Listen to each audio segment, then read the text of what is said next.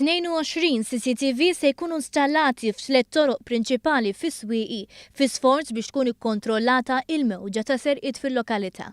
It-toroq magħżula huma triq is-swieqi, triq is-sidra u triq il-qasam, tliet toroq prinċipali fejn qed ikunu rrappurtati l-ikbar ammont ta' każijiet ta' kriminalità.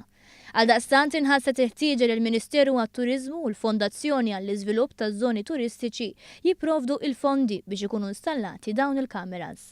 Waqt li firmar tal-ftehim is-Sindku ta' Swieqi Noel Muscat li jirrappreżenta mal-10,000 resident li terz minnhom huma barranin, stqar li s-sigurtà ilha sfida prinċipali għal snin twal u li l-għassa li nfetħet f'dawn l-aħħar 3 snin waħedha mhix biżżejjed biex tikkontrolla l-kriminalità fiż-żona. Ilna snin nipprovaw nagħmlu dawn is-CCTV cameras aħna ma flus finanzjarji biżżejjed ma kellniex. U l-Ministeru tat-Turiżmu flimkien mal-Fondazzjoni ġifieri offra servizz ta' dawn it-22 kamera li taħna grati immens għax huwa pass il-qudiem bħala deterrent għall-kriminalità.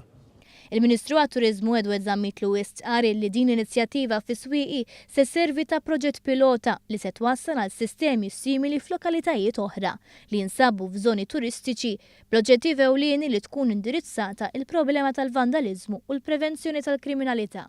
Apparti l-installazzjoni, il-ftehim jipprovdi għal proġetti oħra fil-lokalità li ammontaw għal 62,000 euro biex jitjieb il-kwalità tal-ambjent urban fosthom għal aktar indafa u l-infrastruttura aħjar, b'mod partikolari fil-ġnien FX Sebejjer.